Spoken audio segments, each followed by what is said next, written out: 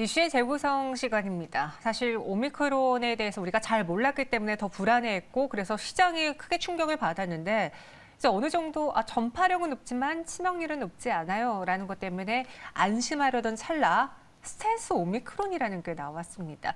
계속 이 코로나19 공포 속에 제약바이오의 위치는 어떻게 될지 이베스트증권 이정민 팀장과 함께 이야기 나눠보겠습니다. 어서 오세요. 네, 안녕하세요. 네, 안녕하세요. 이 스텔스 오미크론 때문에 지금 바이오주가 들썩이고 있습니다. 그러니까 오미크론을 잡아내느냐, 검출해내느냐 아니느냐에 따라서 주가 희비가 갈리고 있는데 지금 자세한 내용을 한번 들어봐야 될 것 같아요. 네, 일단은 그 스텔스 오미크론의 등장으로 인해서 국내 이제 또 주식시장이 좀 투심이 약화되는 게 아니냐 이런 이야기가 이번 주 초반에 계속 나왔었습니다. 하지만 일단 지금 현재까지의 주가 흐름으로 놓고 봤을 때 시장은 이미 그런 우려감들도 어느 정도 다 반영한 게 아닐까 이렇게 일단 좀 결과론적인 부분부터 일단 시청자 여러분들께 좀 말씀을 드리겠고요. 스텔스 오미크론 같은 경우에는 일반 오미크론과 살짝 다른 부분이 있었는데요. 바로 그 스파이크 단백질 중에서 S 유전자가 검출되지 않았다라고 합니다. 그래서 그 부분을 이용해서 지금까지는 오미크론인지 일반적인 감염인지를 판별을 했었는데요. 이번에 이제 등장하게 된 스텔스 오미크론 같은 경우에는 오미크론인데도 불구하고 이제 S 유전자가 확인이 되어서 지금 현재 문제가 되고 있습니다. 그래서 이런 스텔스 오미크론 같은 경우에는 그래서 이런 부분에 대해서 어떤 식으로 검출을 해낼지에 대해서 지금 현재 보건당국에서도 굉장히 좀 긴장을 하고 있다. 이런 식으로 좀 뉴스가 나오고 있는데요. 오늘이었습니다. 오늘 아침에 일단은 국내 뉴스로 바로 좀 나왔던 부분이 포항공대 교수님께서 그 스텔스 오미크론까지도 판별이 가능한 기술을 이제 개발을 했다라고 발표를 했습니다. 그래서 유전자 염기 서열에서 특정 부분을 확인을 하면은 이제 검출 가능한 방식이다. 이런 식으로 좀 간략하게 이야기가 나왔었는데요. 이 방법을 이용하면 20분만 해도 스텔스 오미크론을 검출해낼 수 있다라고 합니다. 그래서 오늘 자세한 내용은 이 교수님 홈페이지에 저녁 10시에 이제 그 공시를 한다라고 이야기를 했으니까 이런 정보 공개를 통해서 더 빠르게 스텔스 오미크론과 관련된 이제 검사 기계도 빨리 좀 상용화가 되었으면 하는 게 제 개인적인 바람입니다.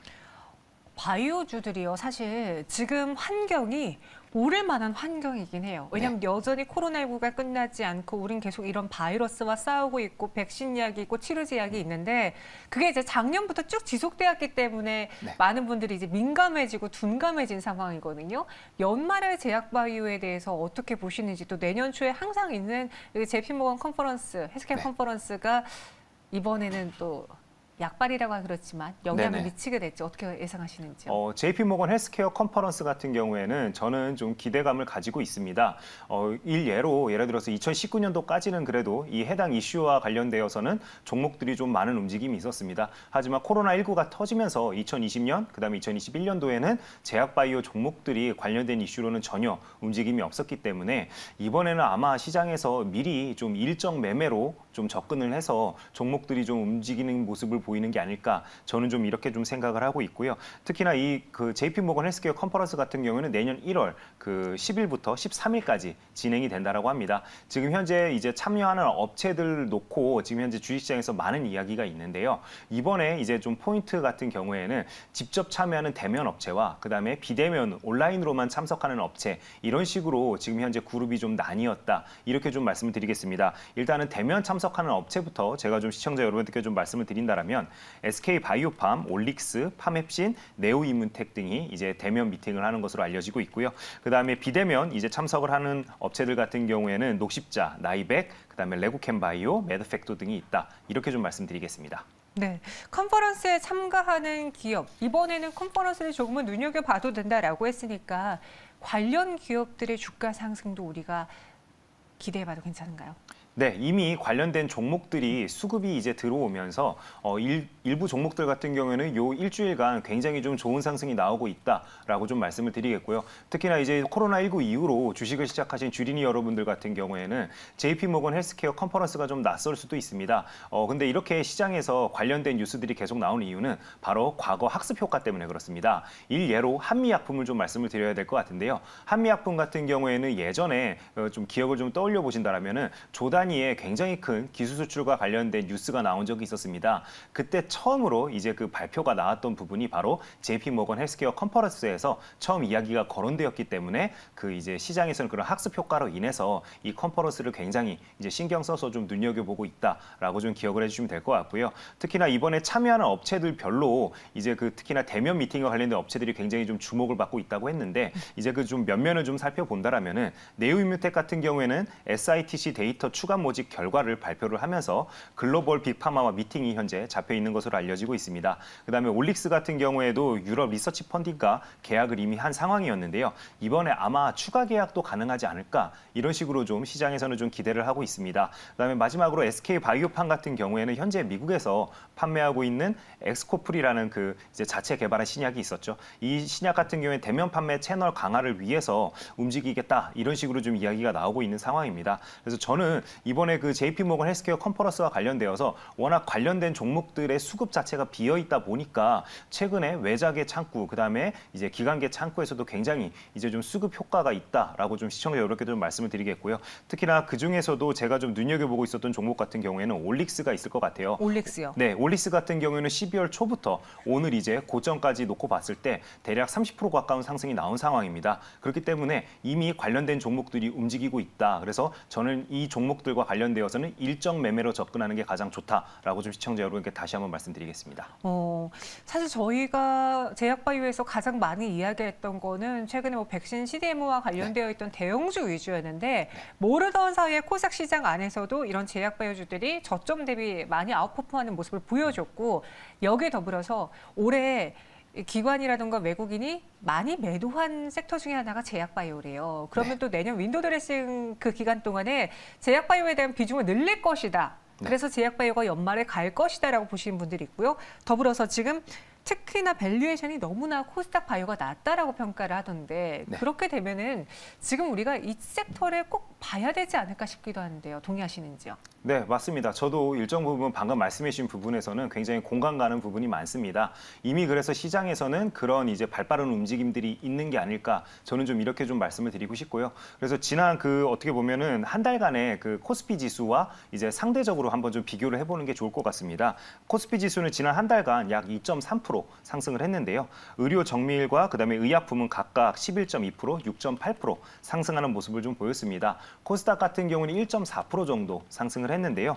의약품과 의료 정밀 각각 5.5%, 4.8% 상승을 했기 때문에 양 지수 대비해서도 이제 의약 관련된 종목들이 훨씬 더 큰 상승이 나왔습니다. 그래서 이렇게 됐다라면은 이제 어느 정도는 바닥을 다진 게 아닐까 이런 식으로 좀 생각이 저도 되는 부분이 있기 때문에 관련된 종목들에 한해서는 우리 시청자 여러분들께서 분명 접근해 볼 만하다라고 다시 한번 좀 말씀을 드리겠습니다.